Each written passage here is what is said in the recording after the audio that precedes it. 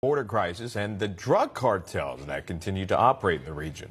Our very own border correspondent Jason Jones was a witness in that hearing, and he joins us now live with the latest. Jason, good morning to you. Emma, Sean, good morning. It's good to be with you. You know, yesterday I testified before the Homeland Security hearing and the whole point of me being there was to really talk to the folks about what the cartels are doing, the tactics they're using, but most importantly, solutions to go after them. And look at what it turned into. I want you to take a look at this clip and this exchange between myself and Congresswoman Sheila Jackson Lee from Texas. That is not, I'm putting that on the record, Mr. Chairman, because I want an investigation. These are not governmental witnesses.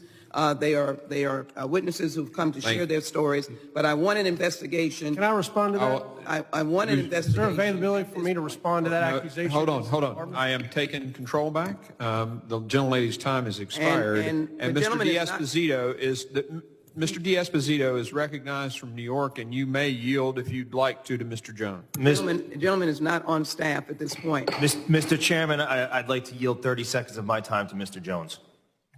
I am the only one sitting in this room that's been exactly where those accusations were made. On my phone, I've got video of what the men and women of law enforcement at local, state, and especially the Texas Department of Public Safety and National Guard are going through as hundreds of people 3 miles from the closest port of entry are being crossed by the cartels. And to say that the men and women of DPS are throwing babies into the river is absolute absurd. And that they would do that. That's I didn't say that. The gentleman is recognized. Mr. Chairman, you cannot malign me in this room. I did not say that. Ms. Jackson Lee, I did not believe this say is my that. time, Ms. Jackson Lee.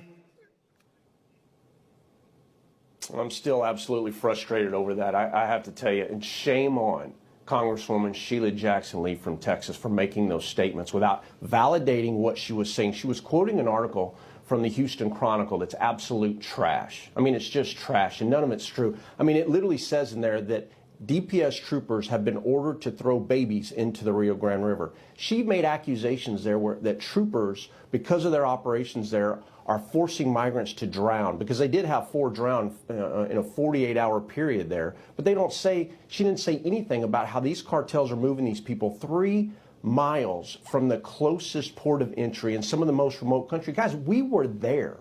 I showed the American people what was happening at that location and how bad it is down there. Those men and women are doing everything they can, but no one's taking up for them.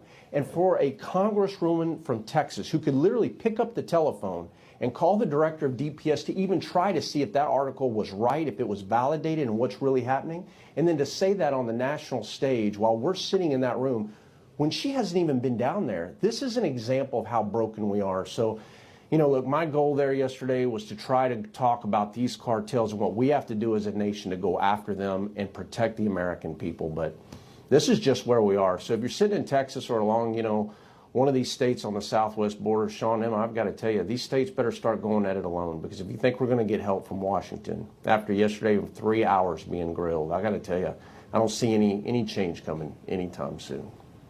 Back to you. Yeah, Jason, that was what I was going to ask you. Obviously, you know, we cover these hearings, and one is happening right now, and you are one of those that were able to testify again on the issues there at the border, and you are down there. You have seen it, and many of our viewers have seen your reporting and the exclusive video and the unfortunate, tragic information that comes from the border. And in those hours that you're there, being in that room, do you feel like any of this information is being retained and then perhaps being utilized in any way? Is this sinking in to those that are listening to your testimony and the testimony of others? No. I want to be very honest with you, Sean. No, not at all. You know, I appreciate the Chairman Green invitation to come up there. A lot of people don't know you pay for that out of your own pocket. Nobody reimburses. I mean, I went up there because of my past trying to illuminate these cartels and how hyper-violent they are, not only to our own country and our own citizens, you know, who now are losing 100,000 Americans. You know, yesterday, 300 families, approximately 300 families got the knock at the door that the person they love the most in the world, Sean, is never coming home because of fentanyl and methamphetamine and many other drugs.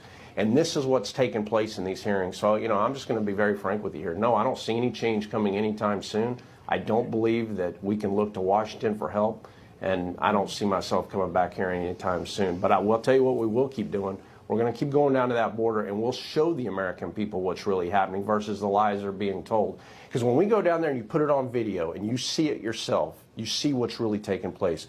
When I can get on that river and look in every direction in that exact location and see smugglers, a cartel drone 50 feet from me so close that we literally are getting the drone on footage. I'm there with Chris Oliveris and we're seeing it.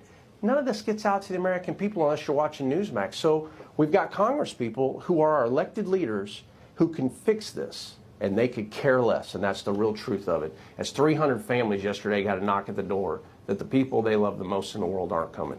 So states better start fixing this on their own. Yeah, you really put it into perspective there. Of course, the impact this drug crisis has on the American public, broadly speaking.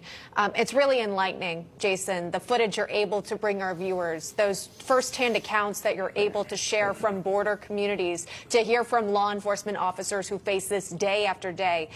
You are the ideal witness in this scenario. You would hope lawmakers would listen to you and give you the time of day. We will anytime. So thanks so much for joining us.